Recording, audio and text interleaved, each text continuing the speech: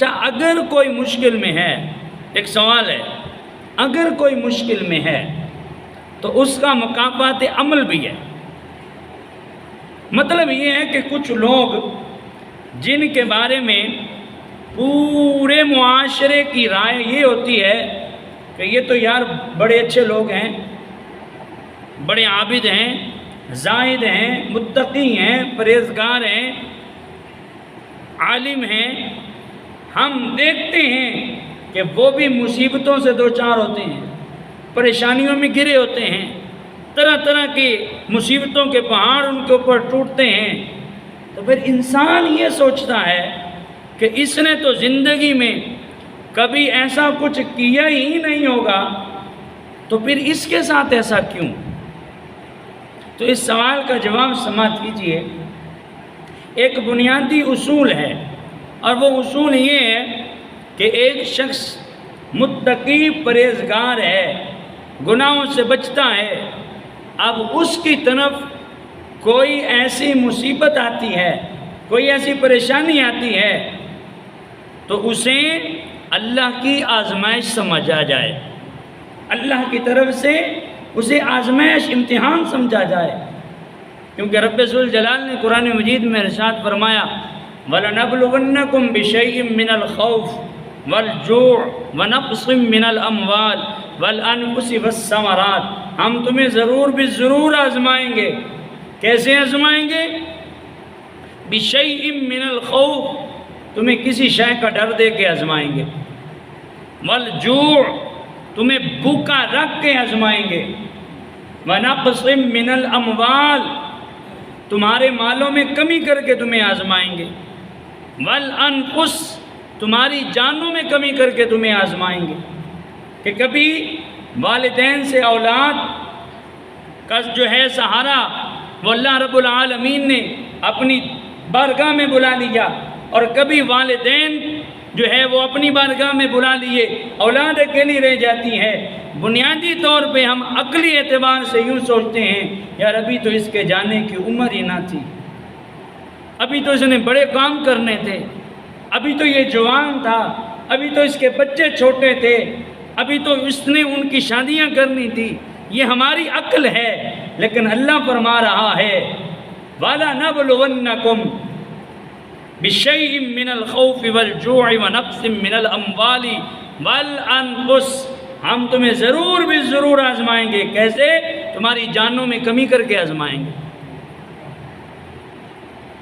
وَالثَّمَرَاتِ، تمہارے پھلوں میں کمی کر کے تمہیں آزمائیں گے۔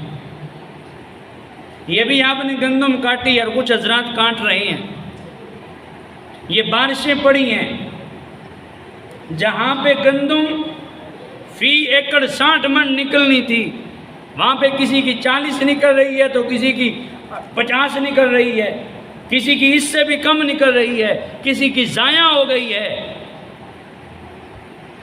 کسی کی فصل کو آگ لگ گئی۔ کیا ہے؟ کبھی ہم نے سوچا؟ ہم اس بات کے اوپر بھی رب کی بارگاہ میں شکوہ کر رہے ہوتے ہیں، رب کی بارگاہ میں گلہ لے کر کے بیٹھے ہوتے ہیں کہ میرے ساتھ ہی ایسا کیوں ہوا؟ او بھائی، اللہ کسی کے ساتھ بھی ظلم نہیں کرتا، کسی کے ساتھ بھی، نہ دنیا میں ظلم ہوگا نہ آخرت میں ظلم ہوگا۔ اس واسطے یہ جو کچھ ہوا ہے یہ ہمارا اپنا کیا دھرا ہے۔ کیسے؟ جیسے میں نے گزشتہ جمعۃ المبارک پہ احباب کو یاد ہوگا عشر کے احکام کے حوالے سے گفتگو ہوئی تھی ہماری، اس میں نے بات کی تھی کہ جناب جب ہم رب کو بھول جاتے ہیں، رب کی راہ میں دینا بھول جاتے ہیں، تو کسی نہ کسی حساب سے وہ ہم سے حصہ لے لیا جاتا ہے، وہ چاہے بادشاہوں کی نظر ہو جائے یا آپ کی نظر ہو جائے۔ میں اور آپ توجہ تو کریں اس بات کے اوپر کہ ہم میں سے کتنے ہیں کہ جنہوں نے عشر نکالا ہے،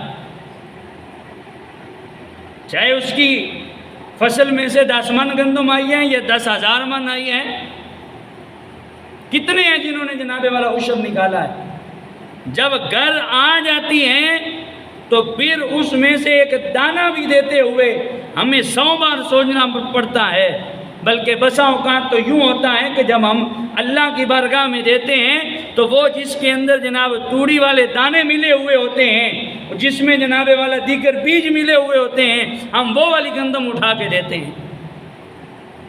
لن تنالوا البر حتى تنفقوا مما تحبون وما تنفقوا، اللہ فرماتا ہے کہ اللہ بھی اس شے کو قبول نہیں کرتا جو تم جناب والا قبول نہیں کر رہے ہو، اللہ اسی شے کو قبول کرتا ہے جس کو تم قبول کرتے ہو۔ جو تمہیں پسند ہے اللہ کو بھی وہی شے پسند ہے، اپنے لیے اچھا اچھا اور رب کی بارگاہ میں جیسا آیا ویسا ہی۔ بنیادی طور پہ یہ مکافات عمل ہے کہ ہم دنیا میں بھی دے رہے ہیں، کل آخرت میں بھی دینا ہے۔ اب آپ کو یاد ہوگا کہ میں نے جمعۃ المبارک پہ یہ جملہ اب آپ کے گوش گزار کیا تھا کہ حدیث پاک کریمہ کا صلی اللہ علیہ وآلہ وسلم نے فرمایا کل قیامت والے دن اللہ رب العالمین اس شخص سے فرمائے گا کہ جو دودھ میں پانی ملاتا ہے وہ دودھ اس کے سامنے کیا جائے گا، اور اللہ فرمائے گا اب اس سے دودھ الگ کر اور پانی الگ کر۔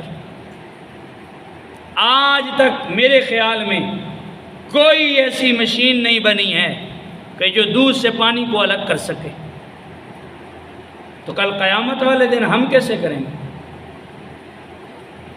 بظاہر تو ہمیں نظر آتا ہے اس میں فائدہ، لیکن یہاں فائدہ نہیں ہے، نقصان ہے۔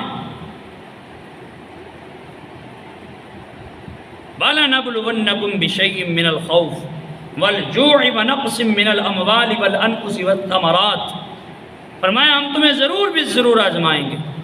وہ تمہیں ڈر دے کے آزمائیں گے، تمہیں بھوک دے کے آزمائیں گے، تمہارے مالوں میں کمی کر کے آزمائیں گے، تمہاری اپنی جانوں میں کمی کر کے آزمائیں گے،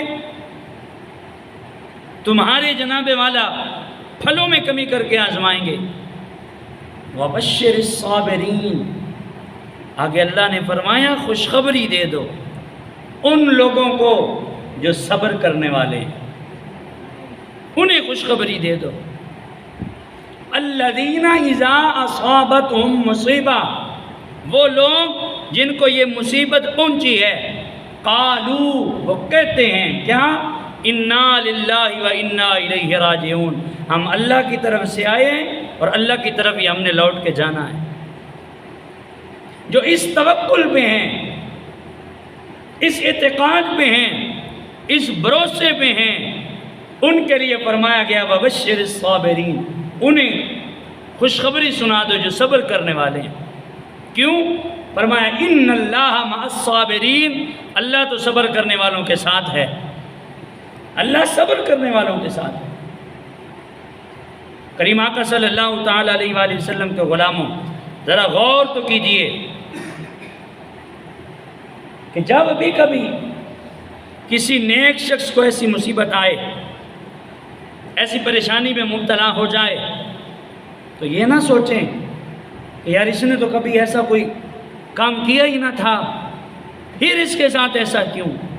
اسے اللہ کی طرف سے آزمائش سمجھا جائے، اللہ کا امتحان سمجھا جائے۔